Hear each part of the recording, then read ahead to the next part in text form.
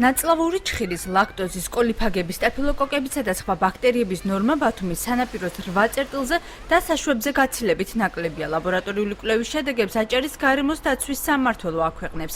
მათივე მონაცემების მიხედვით ჯანმრთელობისათვის საზიანო ბანაობა არც იმ ზონებშია, სადაც მიწისქვეშა კომუნიკაციები ჯერ კიდევ მოუწესრიგებელია. ლაბორატორიული კვლევების საფუძველზე შეიძლება ითქვას, რომ ზღვის წყლის ხარისხი დამაკმაყოფილებელია და არსებობს იმ სტანდარტებს, რა სტანდარტებიც მოქმედებს ჩვენს ქვეყანაში. თუმცა გარკვეული კერები არსებობს არაკანალიზირებულ უბნებში. ასეთი არაკანალიზირებულ უბნებში კერები არის გარკვეულწილად, დაახლოებით 20 ასეთი კერა, რომელიც არაორგანიზებულად ხდება სანაპიროზე, მაგრამ მე მინდა გავიმეორო, ეს ისეთი კერები არა, მოცულობები არ არის, რომ რაიმე მნიშვნელოვანი ცვლილება შეიტანოს ზღვის წყლის ხარისხობრივ მაჩვენებელში. ქალაქის იმ უბნებში, სადაც მიწისქვეშა კომუნიკაციები ამ დრომდე მოუწესრიგებელია, ღია საკანალიზაციო არხის მიმდებარედ ბანაობას ადგილობრივები და დამსვენებლები თავს არ არიდებენ და ამბობენ, რომ ტერიტორიაზე მნიშვნელოვანი დაბინძურება არ არის. დამსვენებელთა ნაწილი კი აჭარის სოფლის მეურნეობის სამინისტროს ლაბორატორიული კვლევითი ცენტრის მიერ დადებულ დასკვნას არ ენდობა. ძალიან ბინძური წყალია.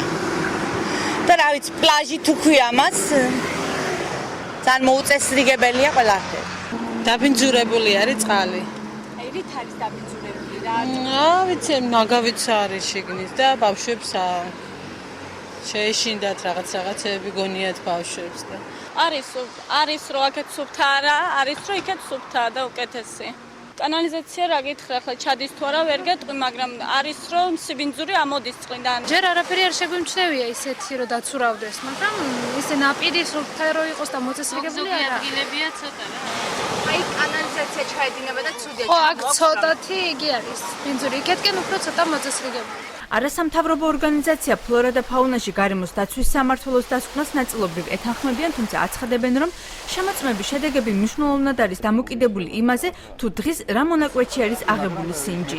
ამ ბოლოს მანდამაინც რაიმე მასობრივი ხასიათის დაავადების პრეცედენტის ადგილი არ ქონია და ეს კარგია. ეს თავისთავად მაჩვენებელია იმის, რომ საშიშროების დონე ძალიან მაღალი არ არის, თუმცა კიდევ ამბობ არაკანალიზებულ უბნებთან კოლინდექსის მაჩვენებელი საკმაოდ მაღალია და იქ ჩვენის აზრით კარგი იქნება თუ ამ უბნებზე გამაფრთხილებელი წარწერები მაინც იქნება იმ ხრივ რომ ამ უბნებზე არ ჩავინდეთ. ზღვის წყლის ხარისხის გაუმჯობესებას როგორც სამთავრობო, ისე არასამთავრობო სექტორში ადვილის გამწმენდი ნაგებობის მეტი დატვირთვით ამუშავებას უკავშირებენ.